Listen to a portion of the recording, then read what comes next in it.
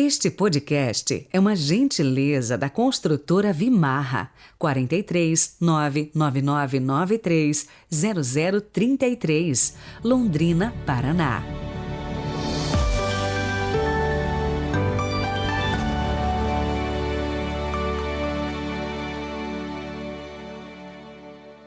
Olá, nova semana começando e o nosso podcast presente aí na sua vida, levando a palavra de Deus onde quer que você esteja. Hoje é segunda-feira, 14 de novembro de 2022. Rezemos.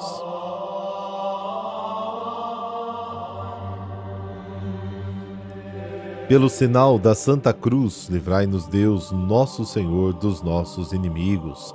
Inspirai, Senhor, as nossas ações e ajudai-nos a realizá-las, para que em vós comece e termine tudo aquilo que fizemos. Amém.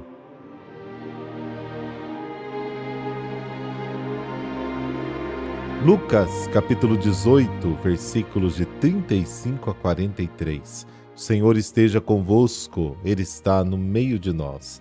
Proclamação do Evangelho de Jesus Cristo segundo Lucas. Glória a vós, Senhor. Quando Jesus se aproximava de Jericó, um cego estava sentado à beira do caminho pedindo esmolas. Ouvindo a multidão passar, ele perguntou o que estava acontecendo.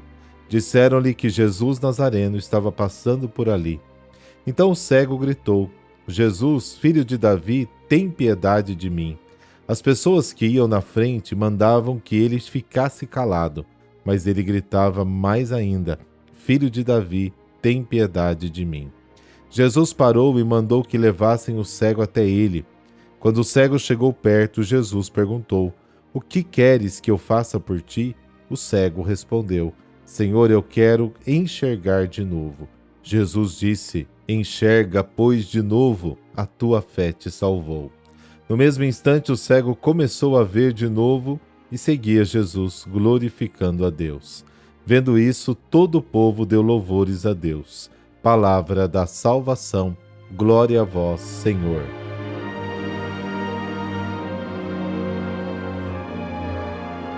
No Evangelho de Marcos, o cego é chamado Bartimeu, Marcos capítulo 10. Por ser cego, não pôde participar da procissão que acompanhava Jesus. Naquela época havia muitos cegos na Palestina, porque o sol forte que batia na terra branca e rochosa feria os olhos desprotegidos. Ele invoca Jesus com o título de Filho de Davi. O catecismo da época ensinava que o Messias pertencia aos descendentes de Davi, filho de Davi. Messias glorioso, Jesus não gosta muito deste título. Ao citar o salmo messiânico, chegou a perguntar-se: como é que o Messias pode ser filho de Davi, se até Davi o chama meu Senhor? Lucas capítulo 20. Por isso, os que iam na frente o repreendiam para que ficasse quieto. Eles tentaram abafar o seu grito, mas ele gritava ainda mais. Aqueles que queriam abafar o choro incômodo dos pobres, agora, a pedido de Jesus, são obrigados a ajudá-los a chegar até ele. O Evangelho de Marcos acrescenta que o cego deixou tudo e foi para Jesus. Ele não tinha muita coisa, apenas um manto. Era o que ele possuía para cobrir o seu corpo. Êxodo capítulo 22. Era uma segurança, era a sua terra. O cego havia invocado Jesus com ideias que não eram interiormente corretas, pois o título Filho de Davi não era muito certo. Mas tinha mais fé em Jesus do que em suas ideias sobre Jesus. Não apresentou exigências, como fez Pedro lá em Marcos capítulo 8. Ele soube dar a vida aceitando Jesus sem impor condições. A cura é fruto de sua fé em Jesus. Curado, ele segue o Senhor e caminha com ele em direção a Jerusalém. Assim, ele se torna um discípulo modelo para todos nós que queremos seguir Jesus no caminho, em direção a Jerusalém. Acreditar mais em Jesus e não tanto em nossas ideias sobre Jesus. Nesta decisão de caminhar com ele, encontramos a fonte da coragem e a semente da vitória na cruz. Já que a cruz não é uma fatalidade, nem uma exigência de Deus, é a consequência do compromisso de Jesus em obediência ao Pai. As boas novas do reino anunciadas por Jesus eram uma espécie de fertilizante. Fez crescer a semente da vida escondida nas pessoas, escondida como um fogo sob as cinzas de que observamos. Jesus soprou as cinzas e o fogo se acendeu.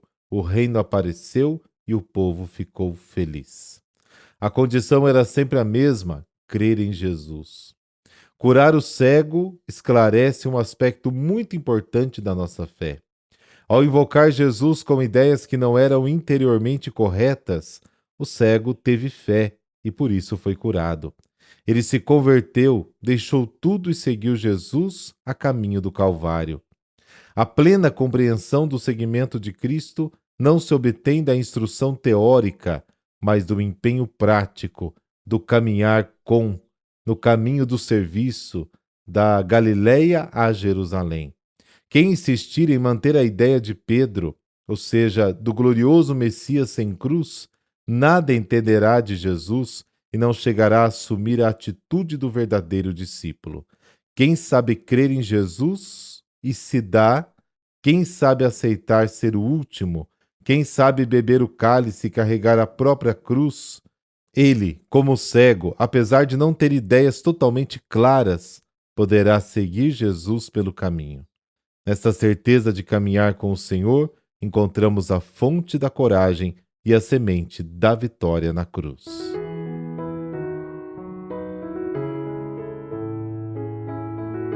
São Serapião. A Igreja venera pelo menos 2 santos com o nome de Serapião. Um deles foi monge dos primeiros séculos e viveu a vida de solidão no encontro com Deus. O segundo aqui apresentado era filho de nobres ingleses e viveu no século XII. Serapião, ainda jovem, seguiu o pai na carreira militar, auxiliando nas esquadras do lendário rei Ricardo Coração de Leão. Durante um naufrágio próximo a Veneza, o jovem foi aprisionado pelo Duque da Áustria. Entretanto, o Duque gostou da inteligência e da vida cristã exemplar do jovem e o conservou na corte como assessor. Após a morte dos pais, Serapião resolveu ficar na Áustria e passou a combater junto dos exércitos cristãos contra os muçulmanos. Conheceu assim o exército do rei Afonso III da Espanha, ingressou nas fileiras do combate. Como militar, lutou em várias cruzadas e em 1220, morando na Espanha, conheceu São Pedro Nolasco, fundador da Ordem de Nossa Senhora das Mercês. Esta se dedicava à defesa da fé, buscando libertar os cristãos cativos dos muçulmanos. Serapião ingressou na ordem e recebeu o hábito mercedário em 1222. Numa campanha de libertação, acabou preso. Como não tinha dinheiro para pagar a liberdade nem renunciou à fé, Serapião foi martirizado. No dia 14 de novembro de 1240, foi colocado numa cruz e teve todas as juntas dos seus ossos quebradas.